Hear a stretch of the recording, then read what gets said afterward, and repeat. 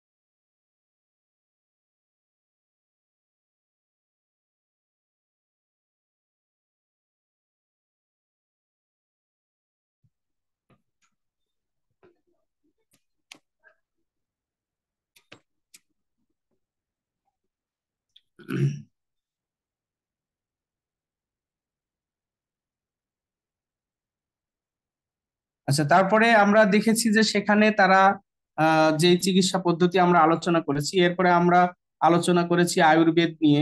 আয়ুর্বেদের চিকিৎসা নিয়ে আমরা আলোচনা করেছি। এরপরে আমরা আলোচনা করেছি আকুপাংচার নিয়ে, যে আকুপাংচার কখন থেকে উৎপত্তি হলো, আকুপাংচারের বিষয় নিয়ে আলোচনা করেছি। আকুপ্রেশার নিয়ে আলোচনা করেছি, সিদ্ধা নিয়ে আলোচনা করেছি। এরপরে ন্যাচারোপ্যাথি, ন্যাচারোপ্যাথি নিয়ে আলোচনা করেছি, যেটা আজকের যুগে ওই যে বিভিন্ন ডায়েটের নাম দিয়ে যে এই চিকিৎসাটা করা হচ্ছে, এটা হচ্ছে ন্যাচারোপ্যাথি। আমরা ন্যাচারোপ্যাথি নিয়ে আলোচনা করেছি। এরপর আমরা আলোচনা করেছি, আমরা আলোচনা শুরু করেছি হোমিওপ্যাথি নিয়ে, অর্থাৎ হোমিওপ্যাথিক যে সিস্টেম সেটা নিয়ে আমরা আলোচনা শুরু করছি। অর্থাৎ আমরা মডার্ন যুগে প্রবেশ করেছি। মডার্ন যুগের যে চিকিৎসা সেটার মধ্যে আমরা হোমিওপ্যাথি নিয়ে আলোচনা করেছি।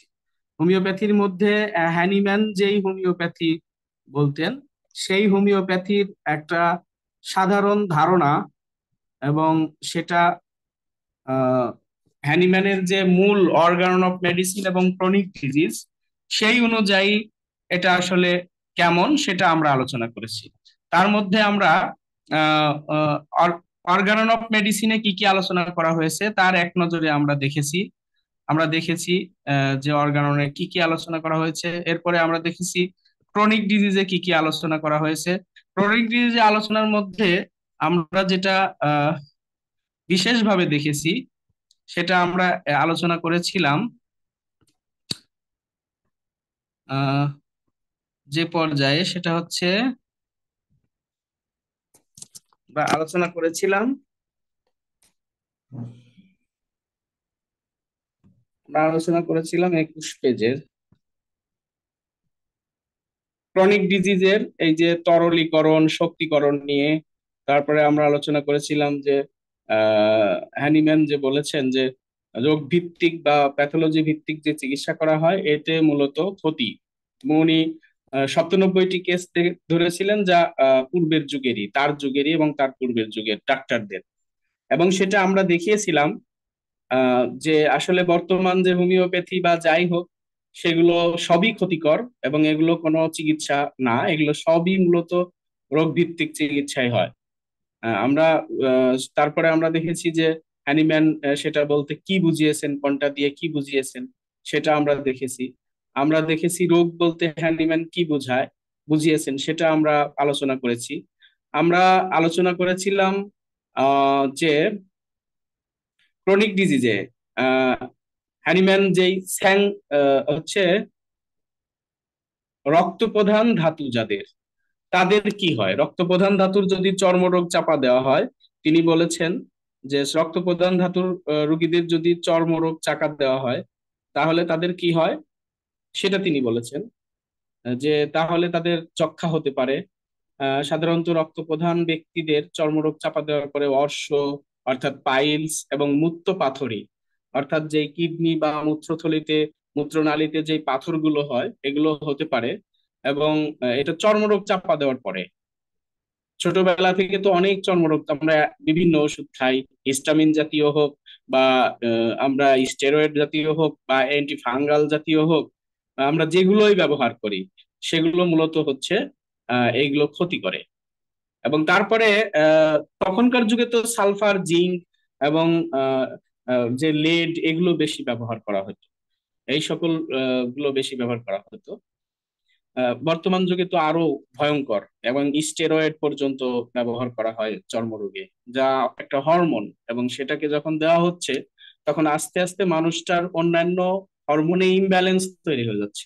আর হরমোনের মূল রেগুলেটর হচ্ছে জিন। সুতরাং এর ডাইরেক্টলি প্রথমে এরা জিনকে আস্তে আস্তে দ্রুত গতিতে খারাপ করছে। আর হোমিওপ্যাথিক যে চিকিৎসা করছে সেটা তো অবৈজ্ঞানিক ভাবে চিকিৎসা করছে, এবং শক্তি এটা তো আরো ভয়ঙ্কর। প্রথমেই জিনের উপরে যা কাজ করবে, কিছু জিনের, বিকৃত জিনের মধ্যে কিছু জিনকে হয়তো সাময়িকভাবে সাদৃশ্যের কারণে কিছু কষ্ট কমবে, কিন্তু জেনেটিক যে মিউটেশন হওয়া জিনগুলোকে দ্রুত আরো অ্যাক্টিভ করবে। আর সাথে আরো কিছু মিউটেট করে থাকবে ওটা, এবং এক পর্যায়ে যে জটিল আর একটা রোগ আকারে, এবং আস্তে আস্তে তার অটো ইমিউনিটি তৈরি হবে, এবং তাকে মোটামুটি মৃত্যুর দিকে নিয়ে যাওয়া পর্যন্ত আহ ভয়ঙ্কর অবস্থা তৈরি করে নিয়ে যাবে। আর আবার অ্যালোপ্যাথি করেও যে শান্তি সেটাও নাই, কারণ সেটাও আমরা বলেছি। তাদের যাই হোক, হোমিওপ্যাথি তারপরে হ্যানিম্যান তুলে ধরেছেন যে রক্তপিত্ত প্রধান যাদের ধাতু, অর্থাৎ যারা হচ্ছে কিনা স্যাঙ্গুইনো ক্লোরিক টেম্পারেট টেম্পারেচারের, যাদের টেম্পারেচার যাদের এরকম, সেই সকল ব্যক্তি, তাদের ক্ষেত্রে কি হয়, তাদের ক্ষেত্রে কুস্কির গ্ল্যান্ড ফুলে যায়, তারপরে সন্ধিতে ব্যথা, আড়ষ্ট ভাব, মানে টেনে ধরছে এরকম ব্যথা হয়। ওই যে অনেকেই বলে টান ধরা, এটা ওটা ব্যথা। হ্যাঁ, এটা মূলত হচ্ছে, বলছে যে চর্মরোগ চাপা দেওয়ার পরে রক্তপিত্ত প্রদান যারা, তাদের জন্য এটা হয়। এবং ক্ষত দেখা দেয়, সাংঘাতিক রকমের ক্ষত, আলসারেশন হয়। আর যারা মোটা ব্যক্তি, মোটা কাটা দেখতে, ফ্যাটি ফ্যাটি এই মানুষরা যদি চর্মরোগ চাপা দেওয়া হয়, এবং যেই অ্যানিম্যান যেই কথাগুলো তুলে ধরেছেন, এই কথাগুলো কিন্তু তার না, মানে এই কথাগুলো তার না, তার তার তো না, বরং আহ তিনি যেই কথাগুলো তুলে ধরেছেন এটা হচ্ছে তারও আগের, হ্যানিম্যানেরও আগের। হ্যানিম্যান যে তুলে ধরেছেন এটা হ্যানিম্যানেরও আগের। এবং সেটা আমি বলেছি যে 1750 সালে, ডাক্তারের নাম সহ আপনারা স্ক্রিনে দেখতে পাচ্ছেন। আহ তো তিনি বলছেন মোটা ব্যক্তিদের ক্ষেত্রে কি হয়, মোটা ব্যক্তিদের চর্মরোগ চাপা দেওয়ার পরে, সেটা 1 বছর পরে হোক, 2 বছর পরে হোক, মানুষ তো বারবার চর্মরোগের চিকিৎসা করে, এই ভালো হয় আবার কিছুদিন পরে, কারণ ওটার পিছনে যে কলকাঠি নাড়ছে বিভিন্ন ভাইরাস, ব্যাকটেরিয়া, আপনার অ্যালার্জি, চুলকানির যে ব্যাপারগুলো, এগুলো যদি পড়েন তাহলে এটার প্র্যাকটিস অফ মেডিসিন খুঁজলে আপনি দেখবেন যে ডেভিডসন, হ্যারিসন যাই দেখেন সেগুলোতে স্পষ্ট ভাবে বলা আছে যে এই চর্মরোগের পিছনে আহ মূল যেই দায়ী, সেটা কিন্তু, শোনা যাচ্ছে আমার কথা? হ্যাঁ, শোনা যাচ্ছে। শুনে যাচ্ছে। ব্যাকটেরিয়া, ভাইরাস, এগুলো হচ্ছে মূল দায়ী। ব্যাকটেরিয়া, ভাইরাস, প্যারাসাইটস এগুলো হচ্ছে মূল দায়ী। এগুলোকে ট্রিট করার পরে শরীরে কিন্তু, এবং ট্রিট করার মধ্যেই এই অ্যালার্জি গুলো দেখা দেয়, এবং বারবার করা হয় এই অ্যালার্জির জন্য যা করা হয়, চুলকানির জন্য যা করা হয়, এই জন্য বারবার যখন করা হয় এক পর্যায়ে শরীর কি করে, ইন্টারনাল অর্গানে ক্ষতি করতে থাকে, এবং কষ্টগুলো হয়তো তীব্রতা কমে, কিন্তু চলতেই থাকে অল্প বেশি। শ্বাসকষ্ট শুরু হয় যদি মোটা ব্যক্তি হয়, তাদের ক্ষেত্রে শ্বাসকষ্ট এবং সর্দি এবং শ্লেষ্মা প্রবণতা যেটা, এইটা চলে আসে। সেটা বিভিন্ন শ্লেষ্মা হতে পারে। শ্লেষ্মা তো আমরা নাক দিয়ে ঝরতে পারে, পায়খানার রাস্তা দিয়ে ঝরতে পারে, মানে যেটাকে বলা হয় সেটা হতে পারে, বা নাকের সর্দি হতে পারে, বা কোনো ব্লিডিং আকারে হতে পারে। যাই হোক, এদের আবার জ্বর হয়, এবং প্রদাহিক জ্বর হয় ঘন ঘন, বা জ্বর একটা থাকেই জ্বর জ্বর ভাব। তারপরে প্লুরিসি হয়, সেটা আমরা খুব ভালো করেই জানি। তারপরে ফুসফুসের প্রধান, অর্থাৎ একই ফুসফুস কেন্দ্রিক সমস্যাগুলো যারা মোটা ব্যক্তি তাদের ক্ষেত্রে এরকম দেখা দেয়। এবং তিনি আলো উল্লেখ করেছেন যে মৃত্যুর কারণ জানার জন্য যদি ফুসফুসটা তারা কেটেছে, মানে মারা যাওয়ার পরে ফুসফুসটা তো কেটেছে, কারণ আজকের প্র্যাকটিস অফ মেডিসিন সমৃদ্ধ হয়েছে হাজারো হাজারো মানুষের উপরে রিসার্চ করে। হ্যাঁ, অনেক মানুষের মৃত্যুর বদলতেও প্র্যাকটিস অফ মেডিসিন গুলো হয়েছে। আহ, এই যে তখন দেখা যাচ্ছে ফুসফুসটা শক্ত হয়ে যায়, পুজ এবং সিস্ট হয়ে গেছে, এবং দেখা যায় যে তাদের হাড় ফুলা যায়, হাড়ে ক্ষত দেখা দেয়। হ্যাঁ, এবং হাড় শক্ত হয়ে যায়, এই ব্যাপারটা ঘটেছে যারা প্লেগম্যাটিক, প্লেগম্যাটিক বলতে কি বোঝায়, শ্লেষ্মা প্রধান, অর্থাৎ যাদের স্রাব প্রধান, ঠান্ডার প্রবণতা, এই ব্যক্তিদের ক্ষেত্রে যদি চর্মরোগ চাপা দেওয়া যায় তাহলে কি হয়, চর্মরোগ চাপা দিলে কি হয় সেক্ষেত্রে উনি বলেছিলেন যে এবং ওনার একটা রেফারেন্স না, আপনারা ক্রনিক ডিজিজ করলে হ্যানিম্যান তো নিজের কথা বলেন, বরং পূর্বের ডাক্তারদের সবার তথ্যগুলো উনি মোটামুটি তুলে নিয়ে এসেছেন প্রমাণ সহ। এটা অস্বীকার করার কোনো সুযোগ নাই, মানে একেবারে থিসিস। এখনকার যুগে যেরকম ডক্টরের থিসিস, ক্রনিক ডিজিজটা তেমন ওনার হচ্ছে থিসিস।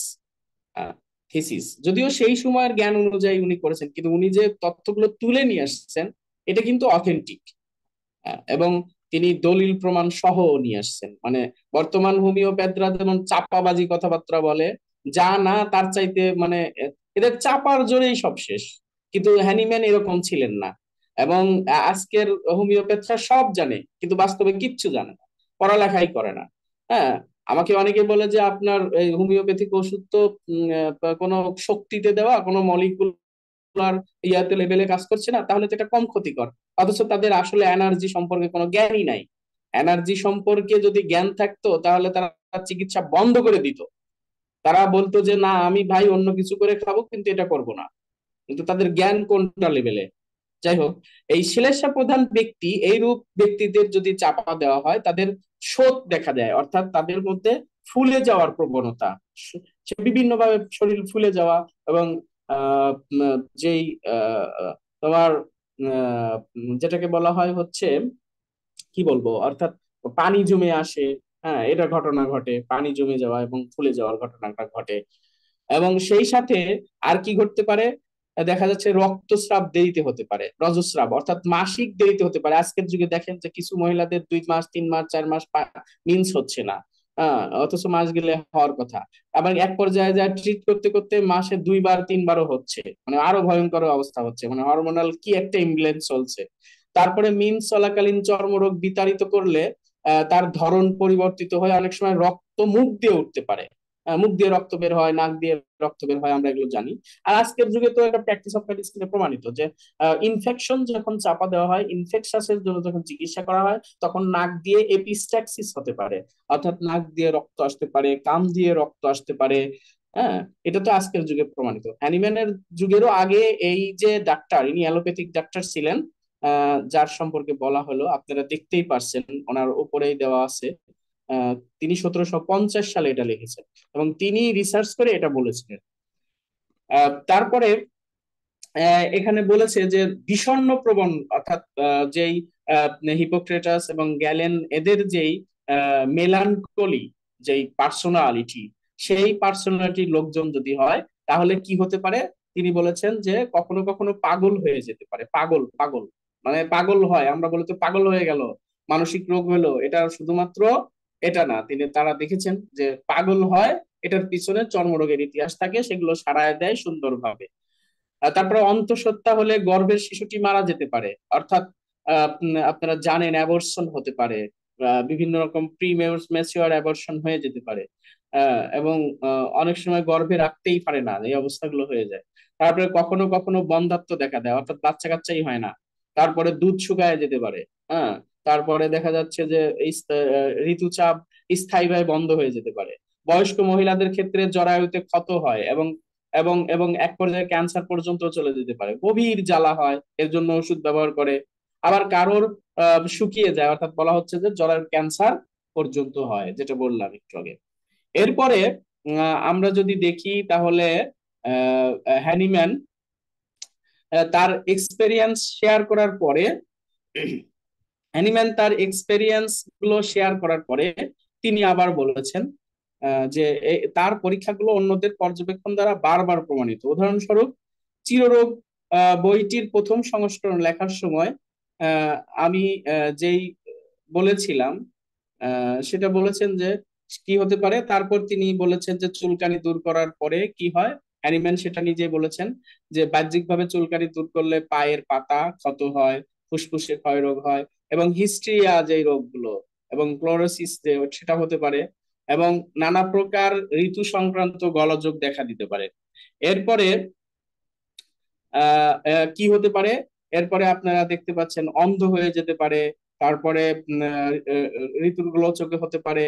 তারপরে সন্ধিতে অর্থাৎ জয়েন্টে যে জল জমে, আজকে তো এটা হাঁটুর পানি জমা তো কঠিন, একটা হাঁটু ফুলে যায়, কি ব্যথা, বসে ছাড়া চেয়ারে ছাড়া পায়খানা করতে কি পায়খানা করতে পারে না, চেয়ারে ছাড়া সালাত আদায় করতে পারে না।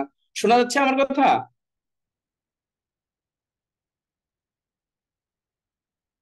শোনা যায় আমাকে? শুনতে পাচ্ছেন?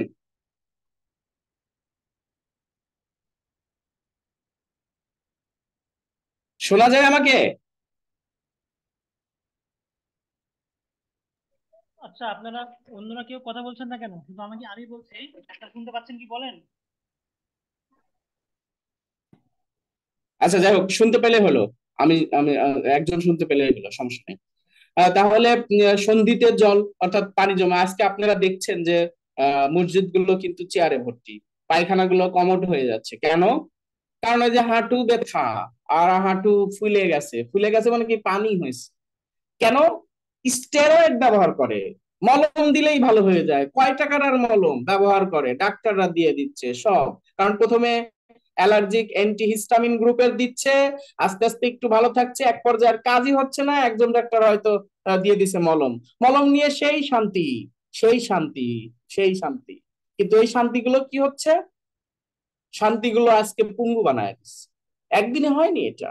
যাই হোক, তারপরেও জ্ঞান হবে না মানুষের, মৃগী হয় অর্থাৎ এপিলেপসি, তারপরে কর্নিয়ার অসচ্ছলতা সহ অন্ধত্ব। আপনারা দেখতেই পাচ্ছেন, এই যে হ্যানিম্যানের কথাই, আমি এটা গবেষণামূলক, আপনারা আশ্চর্য হয়ে যাবেন এই বইটার যদি ইংরেজিটা পড়েন ঠিক মতো।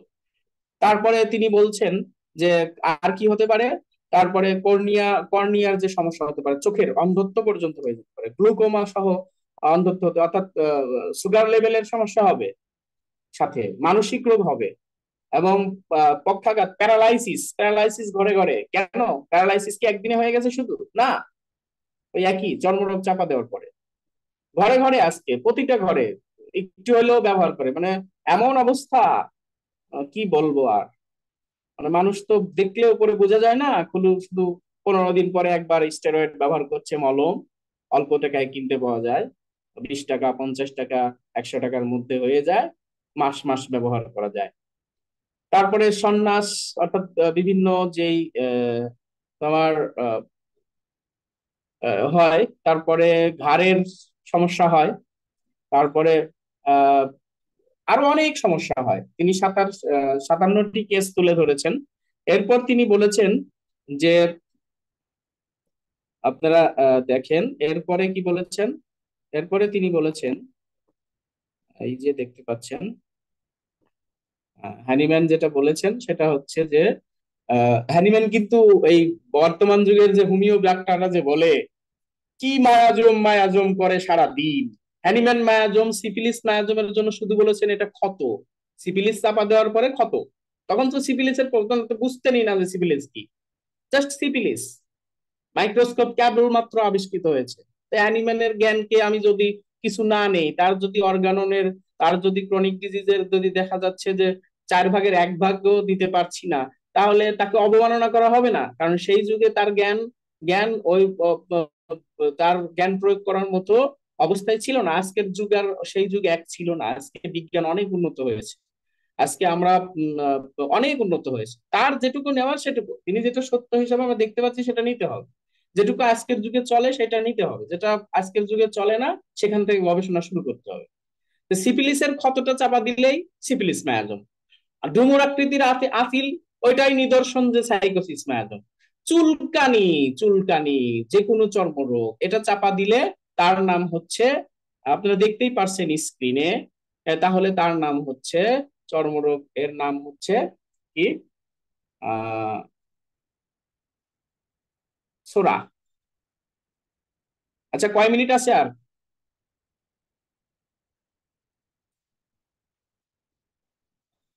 আর তারপরে আর অল্প তিনি সময় আছে, বলেছেন, হ্যাঁ। কয় মিনিট? আর হচ্ছে 7 মিনিট। 7 মিনিট, আচ্ছা। 1 মিনিট আগে বলো, কারণ আবার নতুন লিঙ্কে জয়েন করতে হবে, ওই লিঙ্কেই। এক আমরা মিনিট কিন্তু পর এখানে 1 মিনিট। হিস্ট্রি অফ হোমিওপ্যাথির মানে আলোচনার প্রসঙ্গে আমরা হোমিওপ্যাথি নিয়ে আলোচনা করছি, এবং হোমিওপ্যাথি মানে অন্য কেউ না, মানে হোমিওপ্যাথি মানে হ্যানিম্যান যে হোমিওপ্যাথির কথা বলেছে সেই হ্যানিম্যানের হোমিওপ্যাথিটা আমরা আলোচনা করছি, কারণ আমরা এখানে আলোচনা করছি হিস্টোরি অফ জেনেটিক হোমিওপ্যাথি। এই চিকিৎসা কিভাবে আমি আবিষ্কার করলাম, কেন আবিষ্কার করলাম, কি বাদ দিলাম, কি গ্রহণ করলাম, কোন চিকিৎসা পদ্ধতির থেকে, সেইটার আগে প্রাথমিকভাবে হোমিওপ্যাথি সম্পর্কে একটা ধারণা দেওয়া হচ্ছে। তার আগে আমরা বিভিন্ন চিকিৎসা পদ্ধতি নিয়ে ধারণা দিয়েছি, যা আমাদের লেকচার গুলোতে আছে, কিছু দিয়েছি।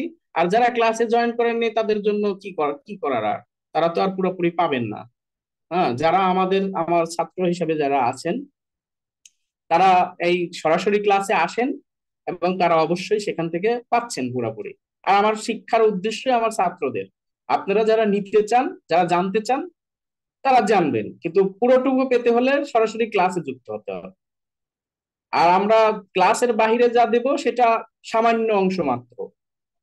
যাই হোক, এখানে সিফিলিসের যেই ব্যাপারটা বলেছেন সেটা ডুমুর আকৃতির ক্ষত, এবং ডুমুর আকৃতির আসিল হচ্ছে সাইকোসিস, এবং চুলকানি চাপা দেওয়ার পরে হচ্ছে চর্মরোগ, চাপা দিলেই সেটা হচ্ছে সোরা।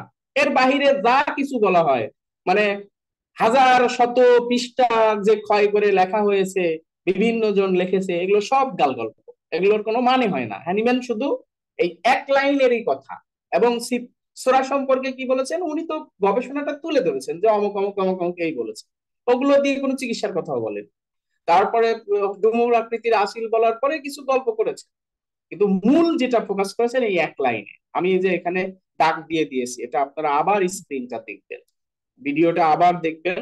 তারপরে আমি এখানে জাস্ট হোমিওপ্যাথি নিয়ে আলোচনা শেষ করব, বেশি সময় নিয়ে আলোচনা করব না। এরপরে হ্যানিম্যান এই যে হোমিওপ্যাথির যেই মায়াজমের কসকসানি, এখানে হ্যানিম্যান বলেছে মায়াজমটা কি। মায়াজম উনি আসলে ওটা স্বীকার করেননি। আপনারা যদি মায়াজম নিয়ে যা বলছেন সে ধরনের কিছুই নয়। তিনি বলেছেন মায়াজমকেও তিনটা শ্রেণী থাকবে, মানে মায়াজমেরও, উনি বলতে চেয়েছেন যে মায়াজমেরও কি হবে, অচির উদ্বেগযুক্ত রোগ বীজের ন্যায় এই তিনটি চিররোগ বীজের, সোরাসিফিলিস সাইকোসিসের কথা যিনি বললেন, এই তিনটা রোগ বীজেরও উৎপত্তির ব্যাপারে খুব দরকারি তিনটা শর্ত, তিনটা মুহূর্ত আছে। যেমন আমরা জানি যে ইনফেকশাস ডিজিজের ক্ষেত্রে, অ্যাকুয়েট ডিজিজের ক্ষেত্রে ইনফেকশন গুলো, সেটা ব্যাকটেরিয়া, ভাইরাস, এগুলোর একটা প্রথমেই হচ্ছে কি ইনফেকশন টাইম, অর্থাৎ ইনফেকশনটা গ্রো করার টাইম। একটা সময় ইনফেকশন যায়, যা প্রবেশ করে, এবং তারপরে হচ্ছে গ্রো করার সময়, সেকেন্ড পিরিয়ড হচ্ছে গ্রো করার সময়, এবং শেষ পিরিয়ড হচ্ছে ওটাকে একেবারে শেষ করে দেওয়া, এবং আস্তে আস্তে শেষ ছড়ায় দেওয়ার পরে ওটা আহ ওটার আবার জীবনকাল শেষ হয়ে যায়। এর মধ্যে হয় রুগীটা মারা যায়, আর নয় রুগীটা ভালো হয়ে যায়।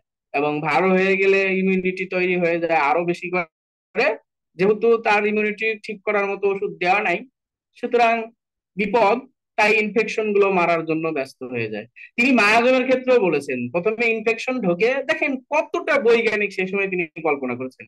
আর আজকের হোমিওপ্যাথরা যা বলছে উল্টা, মানে তারা মনে করছে এই মায়াজম বলতে যা বোঝাচ্ছে সেটা অনেক কিছু। অ্যানিম্যাল বলছে না, ইনফেকশন হিসেবে ঢোকে, ঢোকার পরে ওটা আমাদের শরীরের মূলত আমরা আরো গভীরে এখন ব্যাখ্যা করতে পারছি, যা হ্যানিম্যানের যুগে সম্ভব ছিল না। তাই ওনার জ্ঞানের মানে সেই যুগের জ্ঞানের সীমাবদ্ধতার কারণে তিনি আরো অ্যাপ্রোপ্রিয়েট ব্যাখ্যা দিতে পারেননি, আরো বিস্তারিত বলতে পারেননি। তবে তিনি যেই অথেন্টিক ভাবে বলেছেন সেটা আমরা দেখি যে হ্যাঁ, এটা তো সেই লেভেলেরই কথা।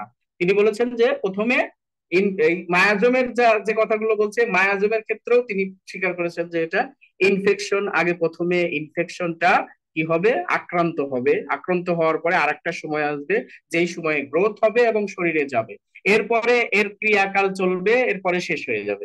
আর তিনি বলেছেন এর পরবর্তীতেই শুরু হয়ে যাবে মায়াজম। কিন্তু আমরা জানি যে মিউটেট হয়েই থাকে জিনগুলো এবং পরবর্তী বংশ ধরে চলে আসে, এবং পরে আবার যখন কোনো ইনফেকশন আক্রমণ করে তখন ওই জিনগুলোকে কভার করে ওই সেলগুলোকে ক্ষতিগ্রস্ত করে, তখন আরো বেশি সমস্যা হয়ে যায়, রোগ প্রতিরোধ শরীর একে একই করতে পারে না। হ্যানিম্যান বলেছেন যে আহ, উনি এত গভীরে বলতে পারেন নাই, উনি তবে এটা বলেছেন যে মায়াজমের তিনটা অবস্থা হয়, একটা হচ্ছে ইনফেকশন টাইম, আর একটা হচ্ছে গ্রো করার সময়, আর একটা হচ্ছে এরপরে সে হচ্ছে বিস্তার হয়ে এবং এই আক্রমণ চলছে। তারপরে তিনি বলেছেন যে এরপরে রোগটি প্রকাশ হওয়ার পরে চিকিৎসা টিকিৎসা করালে সেটা অ্যালোপ্যাথি করাক, কবিরাজি করাক, যাই করাক, সেটা যে কোনো ভাবে বাহ্যিক প্রয়োগ করুক বা যে ওষুধই খাওয়ানো হোক, সেটার ক্ষেত্রে ওটার একটা রেস্ট থেকে যায়। তিনি বলেছেন যে এটা একটা মায়াজমে পরিণত হয়ে যায়, এবং সেটাকেই তিনি বলেছেন যে এটা তখন ক্রনিক মায়াজম হয়ে গেল। আর যখন আক্রমণ করলো তখন ওই মায়াজমেরই একই প্রকাশ, অর্থাৎ সবে মাত্র প্রকাশ, আর পরবর্তীতে চিকিৎসার পরে হয়ে যায় ওটা চিররোগ প্রকাশ। অ্যানিম্যান সেই সময় বৈজ্ঞানিক ভিত্তিতে, কারণ উনি তো অ্যালোপ্যাথিক বিখ্যাত অ্যালোপ্যাথ ছিলেন, কেমিস্ট ছিলেন। উনি তো আজকের যুগের অন্ধ হোমিওপ্যাথদের মতো না যে অনেক ডিগ্রি অর্জন করেছি, এই করেছি, শুধু ওইটুকের মধ্যে কুয়ার মধ্যেই লাফাচ্ছি, এটা ছিলেন না। অ্যানিম্যান ছিলেন একজন গবেষক, তিনি ছিলেন একজন কেমিস্ট, তিনি ছিলেন একজন সার্জন, তিনি ছিলেন সেই সময়ের একজন শ্রেষ্ঠ অ্যালোপ্যাথ। কিন্তু তিনি দেখেছেন যে চিকিৎসার মূলে শুধু ওটাই না, এবং তিনি দেখেছেন ক্রুড মেডিসিন গুলো ক্ষতি করে, সেটা সত্য। কিন্তু তিনিও আসলে মূল চিকিৎসার বিষয়টা আবিষ্কার করে যেতে পারেননি। তিনি চেষ্টা করেছেন, তিনি আমাদেরকে পথ দেখিয়েছেন। যাই হোক, অ্যানিম্যান শিখিয়েছেন গবেষণা করতে হবে, কুসংস্কার হওয়া যাবে না, মানে আমাদের মধ্যে কুসংস্কার অবচ্ছন্ন হওয়া যাবে না। এই জন্যই তো হ্যানিম্যান 6 বার অর্গানন, 5 বার অর্গাননকে সংস্করণ করেছেন। তারপরেও বলেছেন পূর্ণতার কাছাকাছি, তার মানে তিনি বলতে চেয়েছেন যে আমি আরো বেঁচে থাকলে আরো সংস্করণ হবে। এটাই বিজ্ঞান, এটাই বিজ্ঞান। কোনো তথ্য বিজ্ঞানের আলোকে, বাস্তবতা গবেষণার আলোকে ভুল প্রমাণিত হলে সেটা সংস্কার করে নিতে হবে। আর কয় মিনিট আছে? তাই তো হ্যানিম্যান লক্ষণ সমষ্টির আলোকে ঔষধ দিতে হবে, এবং আর এক লক্ষণ মিনিট আছে, সমষ্টি 1 মিনিট।